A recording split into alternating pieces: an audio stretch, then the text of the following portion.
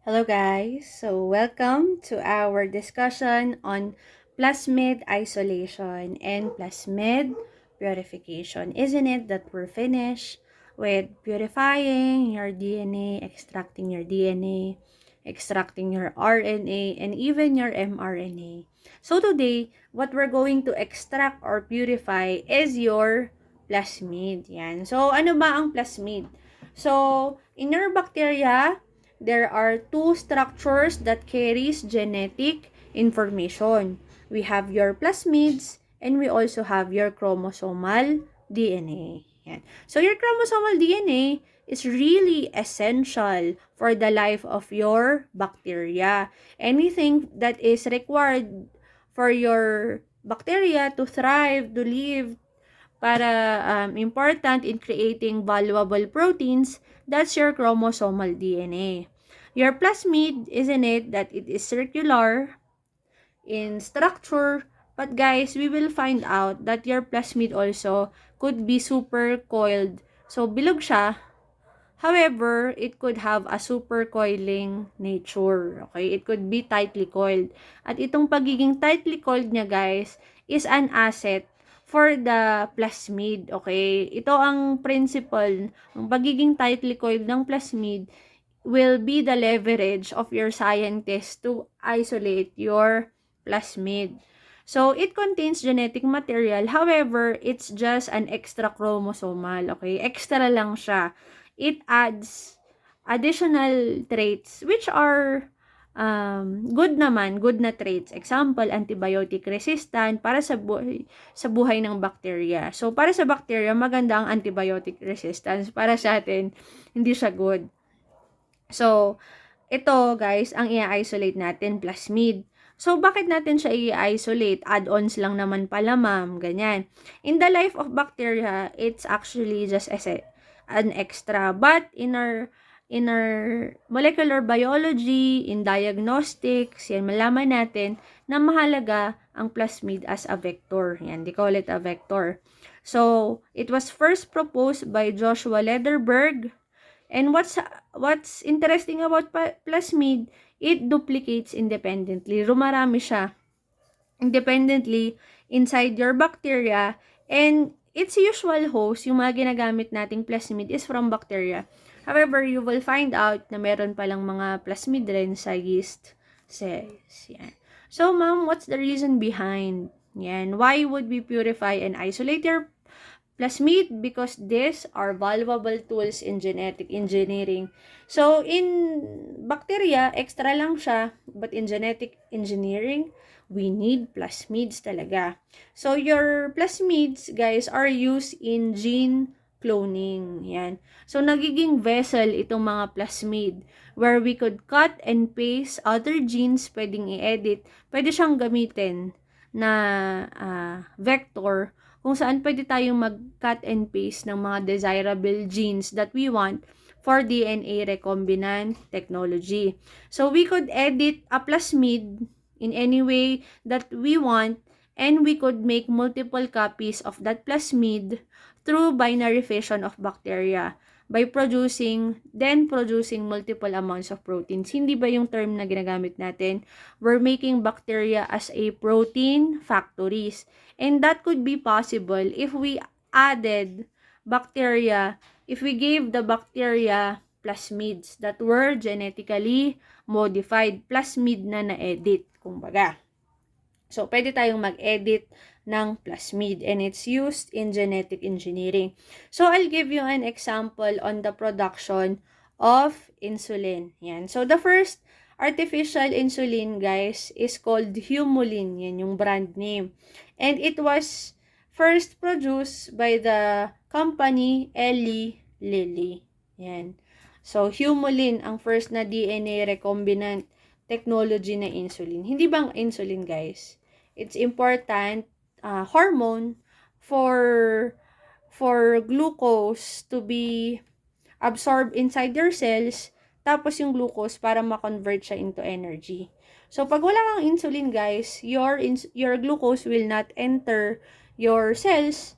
Tapos, so tataas ang blood sugar mo, Yan, tapos papayat ka kasi nga yung mga glucose hindi nagagamit na as energy source. So, ang usually nagkakaroon ang kailangan ng mga insulin injections are your type 1 diabetes patients. Yan. So guys, ang insulin natin, para magawa ang insulin molecule, kailangan niya ng A chain at saka B chain. Yan, A chain at B chain. To make an active insulin molecule, you need an A chain and B chain. So, they are connected by a disulfide bridge. Yan. So, ito yung gusto nating ma-achieve. So, para makaproduce ng active insulin ready for injection. So, what they did, guys, is they edited two plasmids. Yan. One plasmid will code for the A chain. It has the insulin A gene. And one plasmid will code for the B chain. Or because it has the insulin B gene. Yan. So, meron silang kumuha sila ng plasmid, guys. They isolated it and they edited it, okay? So, notice sa ating mga plasmids, yan, genetically modified or engineered plasmids, both of them has a promoter. Yan. So, these are promoters, so they promote replication. Importante yan. They also have genes for ampicillin resistance. So, yung mga makaka-uptake, makakakuha ng plasmid, they will also be resistant to ampicillin. They would have beta-galactosidase. Yan, napakahalaga ng beta-galactosidase, guys. It will guide us in identifying ano yung mga colonies na naka-uptake or naka-absorb nung plasmid. I'll tell you all about it in a while. At mahalaga, so dito sa isang plasmid na to, it has insulin A gene. And dito sa plasmid na to, it has insulin B gene. Yeah. So now, itong mga plasmid na to, just like in bacterial transformation, yan. So, it will be exposed through calcium chloride, through heat shock, 'di ba? Sa Loria broth, 'di ba? Tapos it will finally be grown into a selective media which has ampicillin and X-galactose or X-galactose. So, ang dito sa bacterial transformation, ang selective media to determine kung ano yung mga colonies of E. coli na nagkaroon ng plasmid is dapat i-grow sila dito sa ampicillin. Yan. So, ano yung expected growth ng mga E. coli, guys, that has uptaken or absorbed yung plasmid natin? So, they should be alive, syempre, because they have ampicillin resistance. And what's good about this X-galactose is yung mga yung mga E. coli, guys, na nagkaroon ng beta-galactosidase, yan, it could act upon your X-galactose and it will produce a blue color. Yan. So, malalaman natin na ang X-gal, sorry, na erase siya. Ang X-gal, it is used as a reporter gene. Ma'am, bakit po reporter? Because it reports which E. coli has the plasmid. Okay? So, it detects if there is beta-galactosidase. Diba? Meron yung dalawang plasmid natin ng beta-galactosidase. So, kung nagkaroon sila ng beta-galactosidase formation, ibig sabihin may beta-galactosidase gene sila. Ayan. Gene to, diba? So, kung nag-produce ng beta-galactosidase, yan. Because they have the gene. So, it will produce beta-galactosidase. It will produce a blue color. Yan. So, it will differentiate which of the E. coli colonies would have the recombinant DNA. So, yung may mga naging blue, ito yung mga E. coli, guys, na sure tayo na they have the plasmid. Okay? Therefore, guys, we reject. Yan. Hindi natin papansinin sa colonies dito sa culture media yung mga may blue, yung mga white at saka colorless colonies because they did not uptake or they were not able to absorb the plasmid. Okay? So, yung mga blue colonies lang ang kukunin natin sa culture media because sure tayo na yun yung may mga has the ability to produce A chain and B chain. Okay? So, now, ipipurify na. So, after pinarami yung mga bacteria, you could now purify and harvest your proteins. So, kung hindi ako nagkakamali guys, ang tawag nila sa pag-harvestan nila is bioreactors. Yan. So, after harvesting now, this first plasmid and this first culture has produced A-chain proteins. And this second plasmid, yan, has produced B-chain proteins. Yan. So, they will combine your A-chain and B-chain together and they will form disulfide bridges. So, kung maghiwalay lang sila, they're useless. Okay? They should be together. So, and they should form a disulfide bridge. So, that is now ready to be an active insulin and ready to be used by our diabetic patients. Yan. Galing, no, guys? So, they isolated this one. Yan. Pinarami nila sa E. coli natin. So, ano yung mga colonies na may plasmid, yung mga blue colonies. So, i-collect nila lahat ng blue colonies, paparamihan pa nila lalo, and it has the ability to produce your A chain protein and your B proteins. So, they could confine it together through your disulfide bridge. Ayan, may nakaproduce na ng active insulin. Okay, next page na tayo. So, for our next, mag-focus na tayo sa method. So, there are two methods. Boiling method and alkaline lysis method for purifying your plasmid or also called as your plasmid mini prep. Yan. So, this is the process of isolating and purifying your plasmid from, so anong nga tinatanggal natin? Chromosomal DNA, mga RNA, ribosome, and cell wall. So, ang goal lang natin guys is kunin yung plasmid DNA. Yan. So, how do we do that? So, first one is your boiling method. Yan. So, easy and simple way because all you need is your bacteria, your lysosome, your stet buffer, a centrifuge, and a water bath of 100 degrees Celsius. Yan. So, papainitin mo siya at 100 degrees. So, simulan natin. So, you need an E. coli pellet. Yan. So, makikininig nyo tong pellet. So, your pellet is produced from centrifuging your E. coli colonies. Yan. So, kunyari, nasa broth yung E. coli colonies, kumuha ka ng 5 ml broth of E. coli, i-centrifuge mo lang yung nagsettle at the bottom, we call it as a pellet. So, itapon mo yung supernatant. So, first is add your lysozyme. So, dito sa drawing ko, guys, kung baga, ang function ng lysozyme is to make holes on your bacterial cell wall. Yan, kagat-kagatan yung bacterial cell wall, yan, para butasan. Ba't bubutasan? Para ma-release yung plasmid. Okay?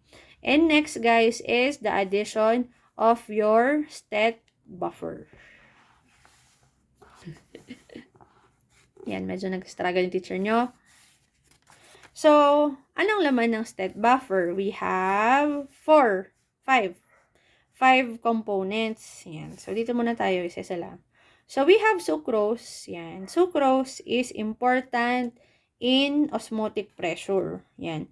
So, if in the right osmotic pressure, guys, the cell wall of the bacteria will collapse. Yan. At that's our goal, di ba? Para ma-release natin yung plasmid. Yan. We will destroy the cell wall. Next, guys, your sodium chloride. Yan. So, your sodium chloride is, it will neutralize the charge of your DNA and will make it less hydrophilic or less ionized to make it less soluble in water. Yan. So, hindi ba ayaw natin ng chromosomal DNA? Ang gusto lang natin plasmid. So, the sodium chloride, the function of sodium chloride is to make your chromosomal DNA less soluble. So, ang goal natin is mag-precipitate siya at the bottom of the tube.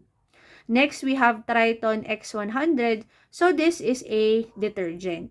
It will lyse your cells and make the membranes more permeable. So, kumbaga, ang raming mga reagent that promotes the breakdown of the cells of the bacteria. And next, guys, we have EDTA. So, the function of EDTA, di ba sa molecular biology, it will inactivate your DNases and your RNases. How? By chelating the cofactors, which are your calcium and magnesium. So, once you chelate the calcium and magnesium, nawala na yung mga cofactor, the DNases and RNases will be inactivated as well. So, ayan. And next, we have 3HCl. So, 3HCl, guys, is a buffer. Yan. It maintains your pH at level 8. So, after adding your stat buffer, now is you will boil it for 1 minute at 100 degrees Celsius. Yan. So, what's the effect of boiling? It will denature your proteins. Yan. So, pag denature natin, it means the breaking of the hydrogen bonds. It will destroy the tertiary structure, the quaternary structure of the proteins. Yan. So, guys, yung plasmid natin, may slight na effect yung boiling. The hydrogen bonds of plasmid are denatured. But however, it remains intact due to the supercoiling. So, sabi ko nga sa inyo, guys, asset ng plasmid ang supercoiling. So, kahit natanggal yung hydrogen bonds niya, since it's supercoiled, it remains structurally intact. Diba? Ang galing. So now, after boiling, icentrifuge mo na. Okay? So centrifugation will cause the proteins to stick together, forming a pellet or a precipitate. You could now remove it using a toothpick. Yan, ito. Tanggalin mo daw. You could remove it with a toothpick. And what is left is your supernatant. Yan. Kaya yung drawing ko dito, may mga bilog-bilog na nakalutang. So, plasmid yan, guys. So, you could now further precipitate the plasmid, palabasin siya. Yan. And now, plasmid will be extracted from your supernatant. You could add alcohol in the supernatant para mas ma-acquire mo yung plasmid. So, the disadvantage of your boiling method, it does not have high purity. Okay? So, maraming contaminants. Hindi completely tatanggal yung mga DNA and RNA. That's why, guys, the best method talaga, the reliable method is your alkaline lysis method. Yan. So, this was developed in 1979. So, what happened? So, kailangan lang ng tatlong solution. Solution 1, solution 2, and solution 3. Yan. So, sundan natin ano bang mga function nitong mga solutions na to. So, first step again is get an E. coli pellet. Yan. After centrifugation, may pellet ka na. Suspend with solution 1. So, magpipette ka ng solution 1. And what are the contents of solution 1? We have 3 HCl. So, buffer to, diba? EDTA inactivates your nucleases, your RNAs, and your DNases. And your glucose maintains osmotic pressure. Next, addition of solution 2 and allow it to be incubated at room temperature for 5 minutes. So, ang function, guys, ng solution 2 is perform alkaline lysis of your DNA and protein. So, solution 2, papasok na yung alkaline natin, which is your sodium hydroxide. So, anong purpose nitong sodium hydroxide? So, disrupts the hydrogen bonding on both the plasmid and chromosomal DNA. So, this alkaline, which is your NaOH, it will break down. Yan. Sisirain niya, kumbaga. Or it will disrupt the hydrogen bonding. So, sa chromosomal DNA nyo, ang magiging effect niya, pag natanggal yung hydrogen bond, it will become already a single-stranded DNA. Yan. Kasi nga, nag-break up na yung mga bonds. Yan. Yung single-stranded na siya. Naghiwalay na. Dito sa plasmid natin, yan guys. So, the hydrogen bonds will also break up. However, it is still stable and intact due to the supercoiling. Okay, asset niya yung supercoiling. Hindi siya affected by your NaOH.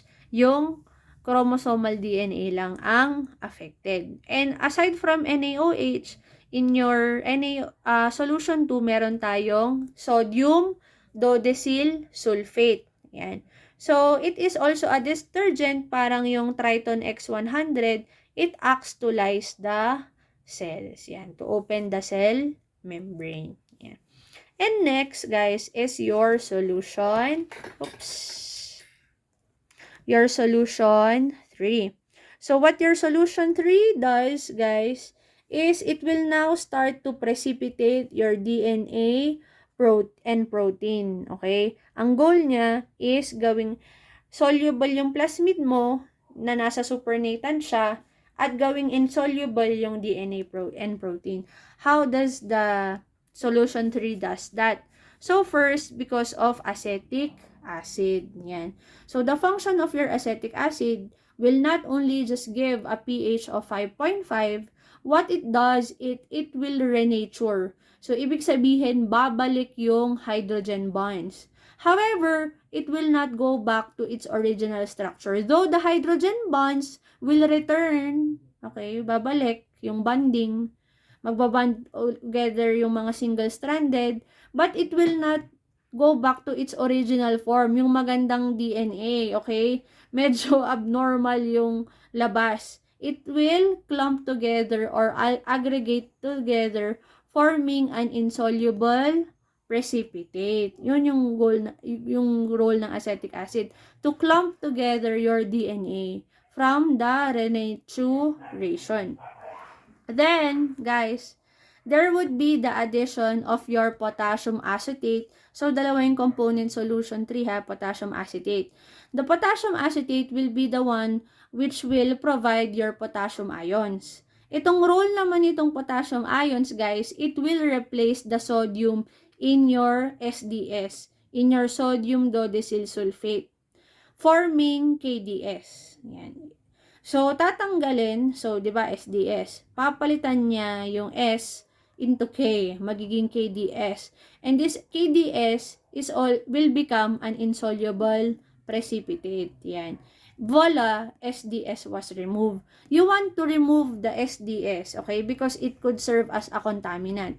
So, for a way to remove it, you will add potassium acetate. Yan. At sasama itong KDS sa insoluble precipitate. So, what will happen, yan, after the addition of solution 3, you could now centrifuge and this could be the result. Yan. So, your plasmid, guys, ito, plasmid yung mga palutang-lutang na yan, will be found in your supernatant. And what will precipitate are the chromosomal DNA, your cell wall debris, your KDS.